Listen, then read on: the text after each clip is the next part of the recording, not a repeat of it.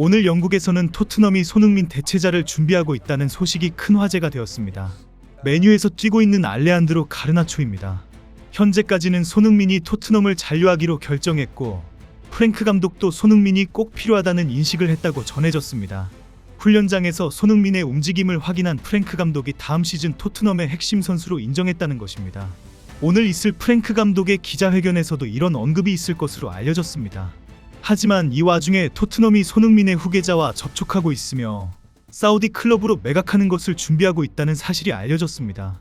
오늘 영국 매체의 긴급 속보는 토트넘이 맨체스터 유나이티드의 알레한드로 가르나초 영입에 본격적으로 나섰다는 소식입니다. 영국 매체 풋볼 트랜스퍼에 따르면 토트넘이 가르나초에게 정식으로 관심을 표명했고 무려 7천만 유로라는 거액의 제안을 준비하고 있다고 합니다. 그런데 여기서 정말 흥미로운 점은 야후 스포츠가 이 가르나초 영입을 손흥민의 장기적 후계자라고 표현했다는 것입니다. 이 표현은 토트넘이 공식적으로는 손흥민의 잔류를 원한다고 하지만 이미 그의 후계자를 물색하고 있다는 지적입니다.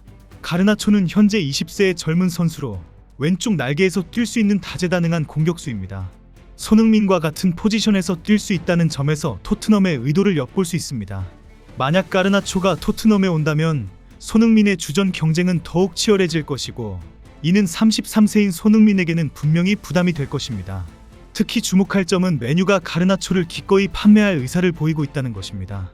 풋볼 365에 따르면 유나이티드는 재정적 공정성 규정을 준수하기 위해 일부 선수들의 매각을 검토하고 있으며 가르나초도 그 대상 중 하나라고 합니다. 이미 가르나초와 메뉴 구단과 감독과의 관계는 회복 불가능할 정도로 악화되어 있기 때문에 조만간 매각은 기정사실입니다. 그런데 가르나초 영입 경쟁에서 토트넘이 유일한 경쟁자는 아닙니다. 나폴리, 아틀레티코 마드리드, 그리고 최근에는 첼시까지 가세했습니다. 특히 첼시의 참여는 토트넘에게 상당한 위협이 될 수 있습니다. 첼시는 토트넘보다 더 많은 자금력을 가지고 있고 유럽 대회 참가권도 보장되어 있기 때문입니다.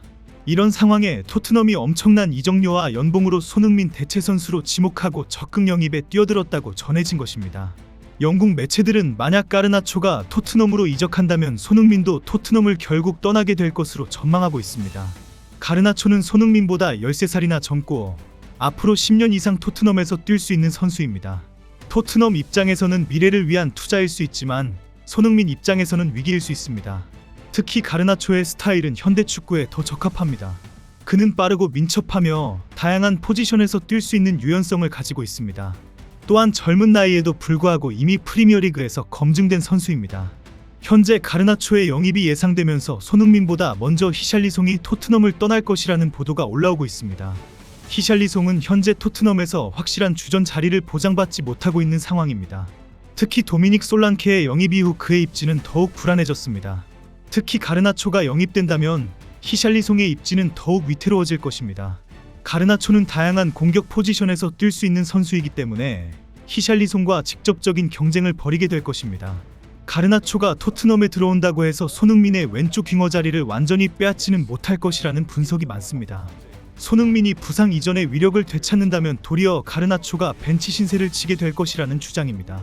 확실해지는 것은 히샬리송은 확실히 활용 가치가 떨어지는 지적입니다. 결국 가르나초의 영입이 반드시 손흥민의 퇴출을 의미하는 것은 아니라는 평가도 많습니다. 토트넘은 여러 대회에 참가하고 있고 로테이션이 필요한 상황입니다. 손흥민의 경험과 리더십은 여전히 팀에게 중요한 자산입니다. 특히 젊은 선수들에게 손흥민의 존재는 큰 도움이 될 수 있습니다. 그는 이미 프리미어리그에서 오랜 경험을 쌓았고 어려운 상황을 극복하는 방법을 알고 있습니다. 가르나초 같은 젊은 선수들은 손흥민으로부터 많은 것을 배울 수 있을 것입니다. 사실 영국에서 가장 뜨거운 토트넘 소식은 바로 모건 깁스, 화이트를 둘러싼 토트넘과 노팅엄 포레스트 간의 법적 분쟁입니다.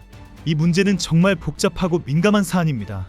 스카이 스포츠에 따르면 노팅엄 포레스트는 토트넘과 깁스 화이트의 에이전트를 상대로 법적 조치를 이미 취했다고 알려졌습니다. 그 이유는 토트넘이 깁스 화이트의 6천만 파운드 방출 조항을 발동시킨 후 불법적인 접촉을 했다고 믿고 있기 때문입니다. 풋볼 팬캐스트에 따르면 포레스트는 토트넘이 하이제킹을 통해 다른 클럽과의 부분 교환 거래를 방해했다고 주장하고 있습니다. 포레스트와 다른 클럽이 협상을 하고 있는 상황에서 토트넘이 화이트의 에이전트와 비밀리에 만났고 그리고 완전히 판을 뒤흔드는 공작을 추진했다는 것입니다. 그동안 깁스 화이트가 구단에 적극적인 재계약 요청을 근 1년 동안 거부해왔다는데 그동안 토트넘 구단과 화이트 에이전트가 오랫동안 협의해왔기 때문으로 의심하고 있습니다. 특히 깁스 화이트가 초지일관 토트넘에 가겠다고 꼭 꼬집어 고집 피우고 있는 상황도 포레스트 구단을 분노하게 했습니다. 현재 노팅엄 포레스트는 토트넘과의 모든 대화를 중단한 상태입니다. 스포츠웹에 따르면 포레스트는 공식적으로 법적 불만을 제기했고 이는 토트넘의 부적절한 접근을 완전히 무산시키려는 의도라고 보고 있습니다. 이런 상황에 영국 매체들은 깁스 화이트가 포레스트를 상대로 법적 조치를 취할 것으로 예상하고 있습니다. 스카이 스포츠는 깁스 화이트가 계약 위반을 주장하며 토트넘 훈련장에 나타나는 강제 이적을 시도할 수 있다고 보도했습니다. 이런 복잡한 법적 분쟁 속에서도 토트넘은 결국 깁스 화이트 영입에 성공할 것이라는 전망이 우세합니다. 노팅엄 포레스트 뉴스에 따르면 토트넘이 추가 비용을 지불하여 클레임을 정산할 것이라고 합니다. 이는 토트넘이 법적 분쟁을 피하고 원만한 합의를 통해 깁스 화이트를 영입하려 한다는 의미입니다. 만약 깁스 화이트가 토트넘에 온다면 중앙 미드필더 경쟁은 더욱 치열해질 것입니다. 현재 토트넘은 이브 비수마, 로드리고 벤탄쿠르, 파페사르 등을 보유하고 있는데 여기에 깁스 화이트가 추가되면 선수들 간의 경쟁이 극심해질 것입니다. 하지만 현실적으로 보면 손흥민의 출전 시간은 줄어들 수밖에 없습니다. 가르나초가 온다면 그는 분명히 주전 경쟁에서 밀릴 가능성이 높습니다. 이는 손흥민에게는 받아들이기 어려운 현실일 수 있습니다. 특히 손흥민은 한국 축구의 상징적인 존재입니다. 그의 활약은 한국 축구 팬들에게 큰 기쁨을 주고 있고 그의 성과는 한국 축구의 위상을 높이는 데 기여하고 있습니다. 이런 상황에서 벤치로 밀리는 것은 월드컵을 앞두고 개인적으로나 국가적으로나 큰 손실일 수 있습니다. 한편으로는 손흥민의 이적 가능성도 배제할 수 없습니다. 만약 토트넘에서의 입지가 불안해진다면 그는 새로운 도전을 찾을 수도 있습니다. 특히 사우디아라비아나 미국 등에서는 여전히 손흥민에 대한 관심이 높습니다. 하지만 손흥민은 여전히 최고 수준의 리그에서 뛰고 싶어 할 것입니다. 그의 실력으로는 여전히 프리미어리그에서 충분히 경쟁할 수 있고 다른 B클럽들도 그에게 관심을 보일 수 있습니다.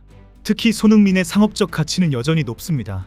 그는 아시아 시장에서 큰 영향력을 가지고 있고 스폰서들에게는 매력적인 선수입니다.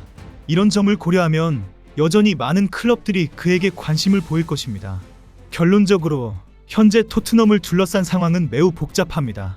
가르나초의 영입, 깁스 화이트의 법적 분쟁, 히샬리송의 이적 등 여러 이슈들이 얽혀 있습니다. 그리고 이 모든 것의 중심에는 손흥민이 있습니다. 손흥민은 토트넘에서 이미 많은 것을 이뤘습니다. 하지만 축구는 과거의 성과만으로는 할 수 없는 스포츠입니다.